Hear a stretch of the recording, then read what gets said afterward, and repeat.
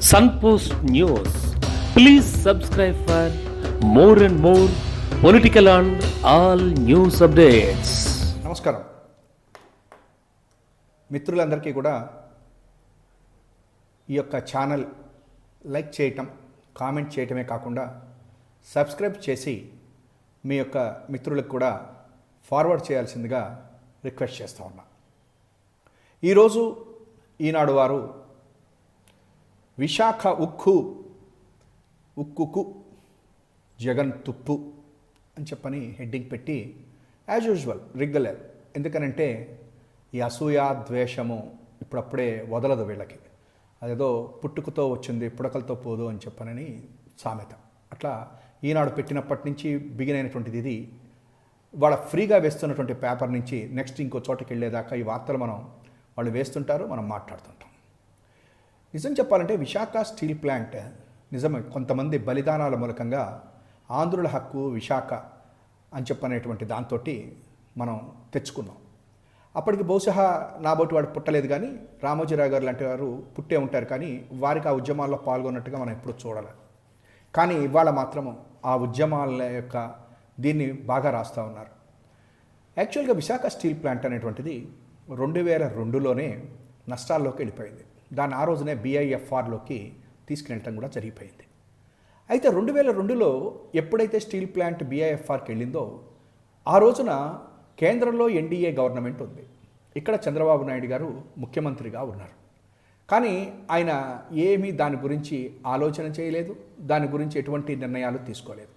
ఇవాళ Visakha steel plant గురించి మనం చెప్పేటువంటి వేటికి సంబంధించి కూడా పరిష్కార మార్గాలని ఆయన తీసుకోవాలి. ఆ తర్వాతన 2005 నుంచి 2015 వరకు విశాఖ స్టీల్ ఫ్యాక్టరీ బ్రహ్మాండమైనటువంటి లాభాల్లోకి వెళ్ళిపోయింది. ఆ రోజున ఇక్కడ చంద్రబాబు గారు లేరు, అక్కడ కేంద్రంలో NDAను లేదు. ఇక్కడ ఆ రోజున రాజశేఖర రెడ్డి గారు ఉన్నారు, అక్కడేమన్నా కేంద్రంలో మన్మోహన్ సింగ్ గారు ఉన్నారు.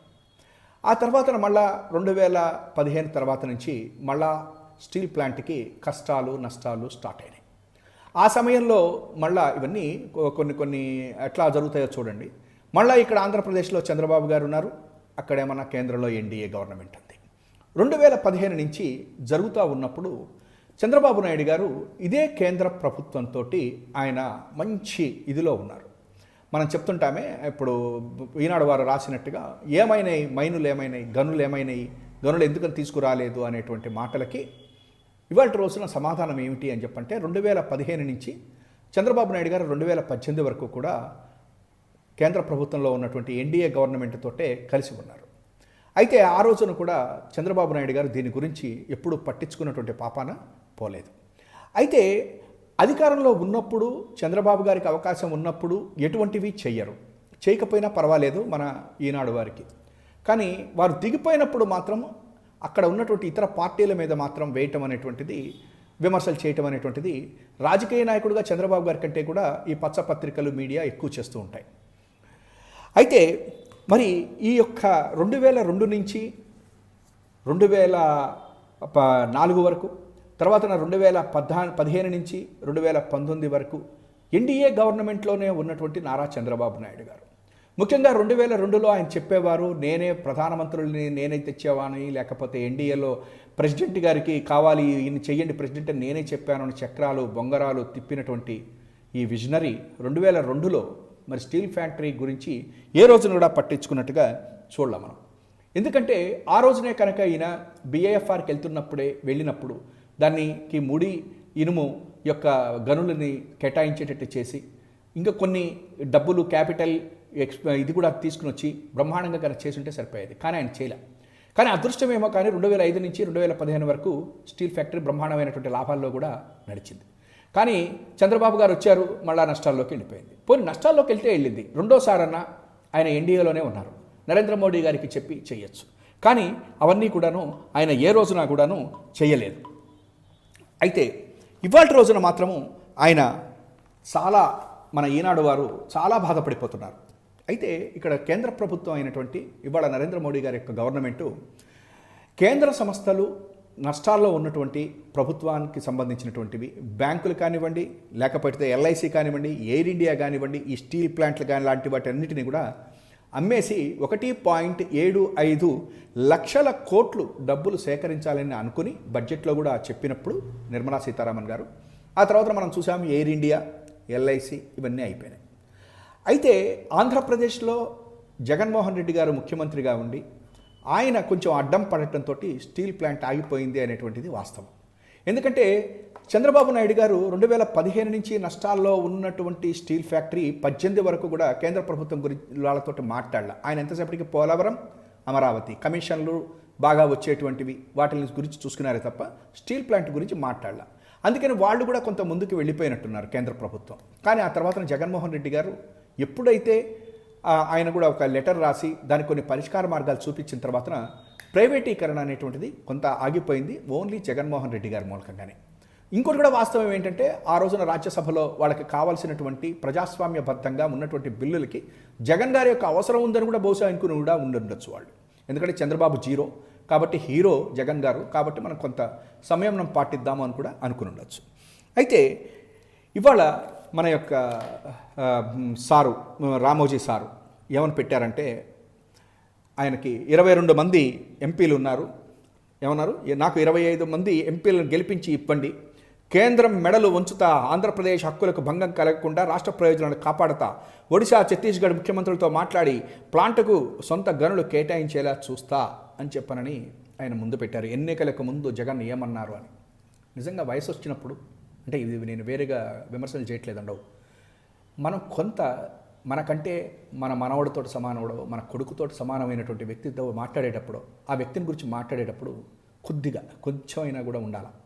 అవి లేకుండా జగన్మోహన్ రెడ్డి గారికి 25 మంది లేరు, ఇవాళ 22 మంది ఉన్నారు, అందులో ఒక ఆయన మీరు లాక్కున్నారు కాబట్టి 21 మంది ఉంటే, చంద్రబాబు నాయుడు గారు 2002 నుంచి నష్టాల్లో ఉన్నప్పుడు లేదా 2015 నుంచి 18 వరకు ఎన్డీఏలో ఉంటే ఆయన ఏమీ చెయ్యకపోతే ఈయన వచ్చేసేసి 22 మందితో ఏం చేస్తున్నారు అంటే, మొన్నటికి మొన్న మళ్ళా చెప్పారు కదా విజనరీ, ఇవాళ మోడీ గారి విజను నా విజను ఒకటే, మేమిద్దరం ఒకటే అన్నప్పుడు మరి ఒక్కసారి నా చంద్రబాబు గారు పోయి ఒక లెటర్ అన్న ఈ యొక్క విశాఖ స్టీల్ ప్లాంట్ గురించి రాశారా?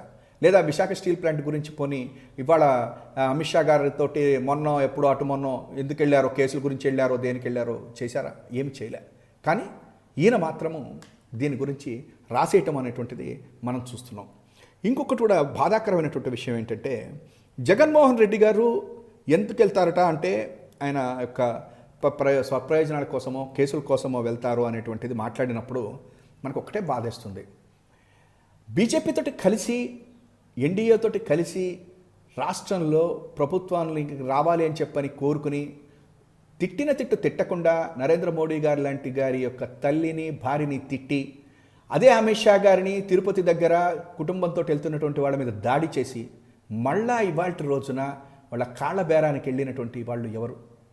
ఆ రోజున ఎన్డీఏలో ఉన్నప్పుడు స్టీల్ ఫ్యాక్టరీనే కాదు అసలు ఈ రాష్ట్రాన్ని గురించి పట్టించుకోకుండా ఇవాల్టి రోజున మళ్ళా వాళ్ళతోటే వెళ్తాను అనేటువంటి విలువలు లేనటువంటి నాయకుల గురించి మాట్లాడాల్సింది పోయినటువంటి వార్తాపత్రికలు కూడా ఇవాల్టి రోజున మరి వారికి ఎందుకోసం చేస్తున్నారో కూడా తెలియనిటట్లేదు.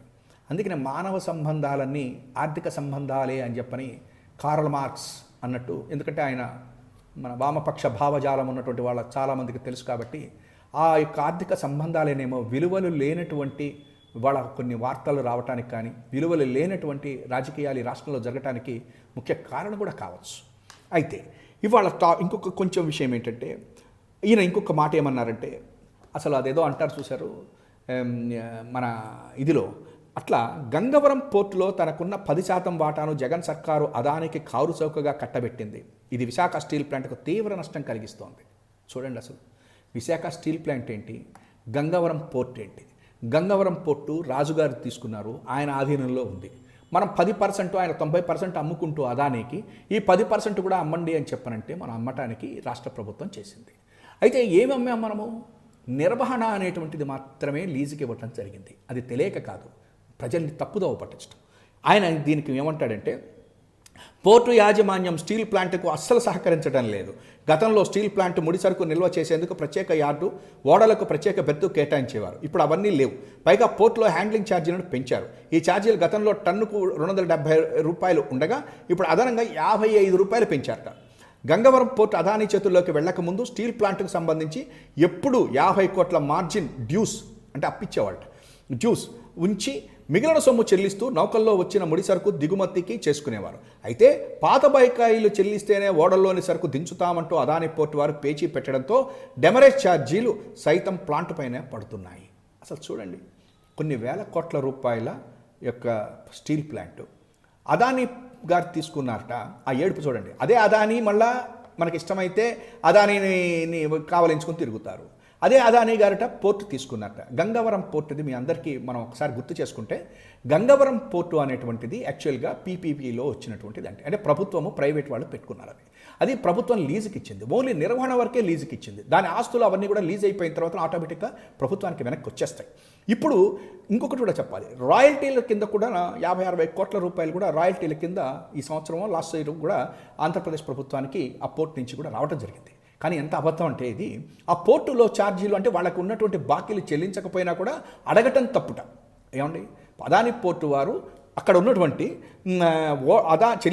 పాత బకాయిలు చెల్లిస్తేనే, అంటే పాత బకాయిలు చెల్లించకపోయినా రామోజీరావు గారు మరి ఈనాడు పేపర్ వారు పాత బకాయిలు చెల్లించకపోయినా కూడా ఈనాడు పేపర్ సప్లై చేస్తారు, లేకపోతే ఏమన్నా ప్రియా పచ్చళ్ళు సప్లై చేస్తారో, లేకపోతే అసలు ప్రియా పచ్చళ్ళ వాళ్ళు తీసుకున్న డిస్ట్రిబ్యూటర్స్ డబ్బులు ఇవ్వకపోయినప్పటికీ వాళ్ళకి ఇస్తుంటారేమో. కానీ జనరల్గా ఏ వ్యాపారస్తుడు కూడా ఆ పని చేయడు కాబట్టి వాళ్ళు అడిగారు. అయినా అదంతా కూడా చాలా చిన్న అమౌంట్ అయినా కూడా దాన్ని కూడా ఒక పెద్ద ఇది కింద రాయటం అనేటువంటిది మీరు చూడాలి.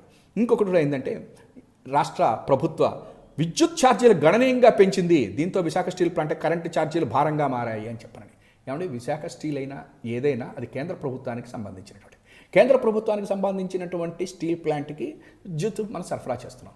అసలు ఈ విద్యుత్తు అనేటువంటిది చంద్రబాబు నాయుడు గారు ఏ రోజునైతే తను పెంచవలసినటువంటి ధరలు పెంచకుండా ఆ రోజున పీపీపీ వాళ్ళతోటి ఎంటర్ అయిపోయేసేసి ఎప్పుడైతే వాళ్ళందరికీ ఉన్న రేటు కంటే కూడా ఎక్కువ ఇచ్చేసేసి, అసలు దురదృష్టం ఏంటంటే మిగులు విద్యుత్ ఉన్నటువంటి రాష్ట్రం చివరికి ఈ వీళ్ళందరితోటి కూడా అగ్రిమెంట్లు చేసుకుని 60,000 కోట్ల రూపాయల బాకీలతోటి చంద్రబాబు నాయుడు గారు అధికారంలోంచి వెళ్ళిపోయారు. ఆ రోజుకి మన ఈనాడు పేపర్ వారే రాశారు, ఖజానాలో ఉన్నది 100 కోట్ల రూపాయలే, రేపటి నుంచి రిజర్వ్ బ్యాంకు చుట్టూట ఢిల్లీ చుట్టూట జగన్మోహన్ రెడ్డి గారు జీతాల కోసం పెన్షన్ల కోసం తిరగాలి అని రాశారు. మరి అంత సంపద సృష్టించి రాష్ట్రాన్ని నాశనం చేసి వెళ్ళిపోయిన తర్వాత విద్యుత్ ఛార్జీలకి పెంచకపోయేటట్లయితే, లేదా కేంద్రానికి కట్టాల్సినటువంటి డబ్బులు కట్టకపోతే కేంద్ర గిడ్ నుంచి మీకు సరఫరా చేయము అంటే, ఇవన్నీ కొంత ఛార్జీలు సర్దుబాటు ఛార్జీలు చేస్తుంటే దాన్ని కూడా విమర్శించుకుంటా పోవటము అనేటువంటిది బహుశా ఒకటి మాత్రం నిజం. ఆంధ్రప్రదేశ్లో ఉన్నటువంటి ఈ పచ్చ పత్రికలు చంద్రబాబు గారు కలిపి వయసు అయిపోతున్నప్పటికీ కూడా ఇంకా తపన ఎందుకు తపనంటే ఆర్థిక సామ్రాజ్యాల్ని కాపాడుకోవాలనే తపన. కానీ ప్రజలు మాత్రం వీరిని నమ్ముతారని నేను అనుకోవటంలా. ఎందుకంటే నేను అనుకుంటున్నట్టే ప్రజలు కూడా ఇవే అనుకుంటున్నారు అనేటువంటిదే నాకు ఇవాళ బయట పబ్లిక్లో తెలుస్తూ ఉన్నటువంటి